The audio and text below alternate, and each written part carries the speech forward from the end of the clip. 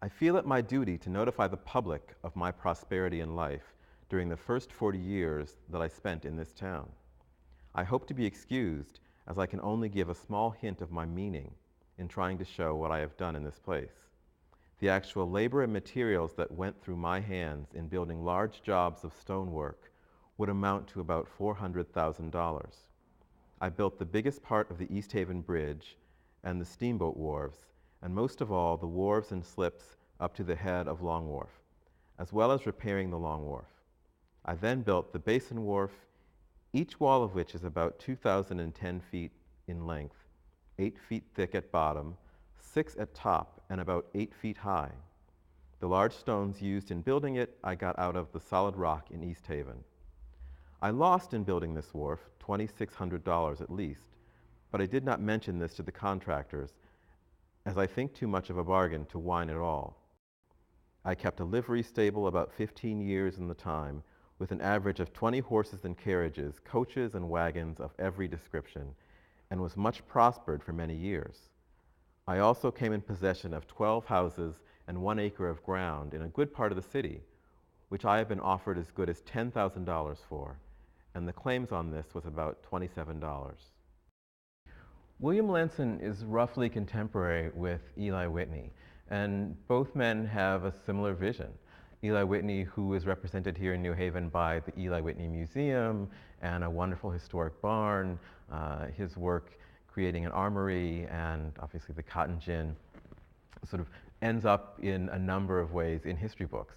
Whereas Lanson, who has a similar vision, who also wants to create workers, if not citizens, from people who are coming out of slavery, needing a trade, needing a skill, needing to find a place to call home, in some ways fails or certainly doesn't leave the same kinds of historical markers that Whitney leaves.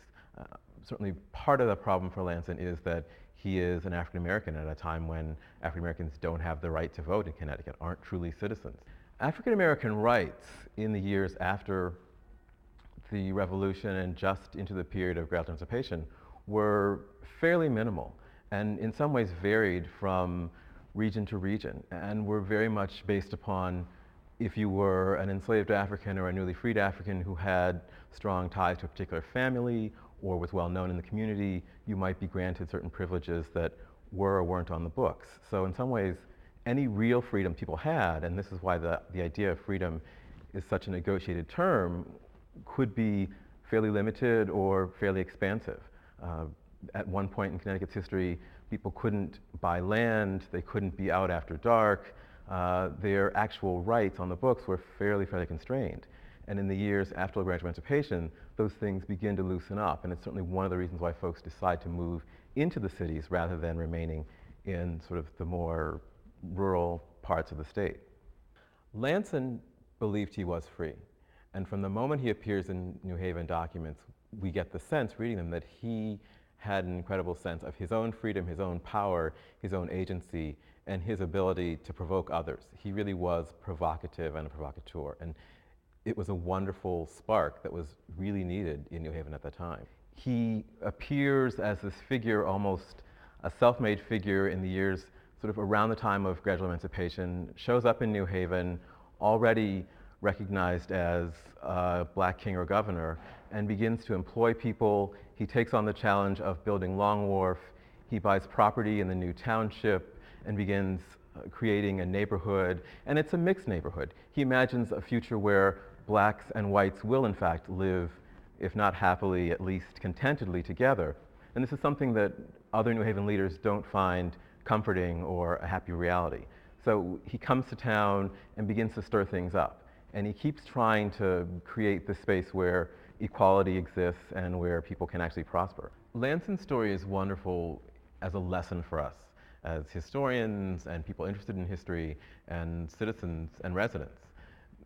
Over the past 20 or so years, we've gradually come to know more about who Lanson was, but there are many ways in which we still have plenty to find out if we'll be able to at all. And there are many other stories like that around the state and around the country. Stories about enslaved Africans and free people, Native Americans, lots of hidden histories that need to be uncovered, that require us to think outside of the traditional historical sources and to push along in looking for new ways of reading and celebrating these lives, and new ways of documenting them too.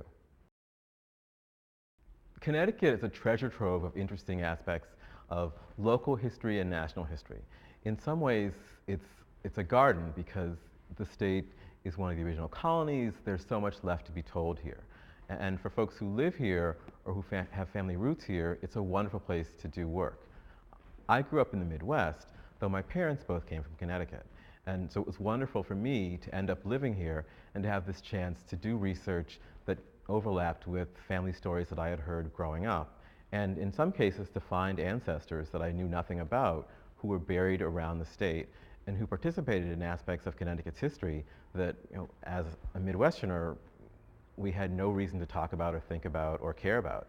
And so it's been this wonderful gift for me to be in a state where, because there is such a long history, I could go out and begin to learn about my own family history and the ways in which it overlaps with the city's history and the state's history and the nation's history.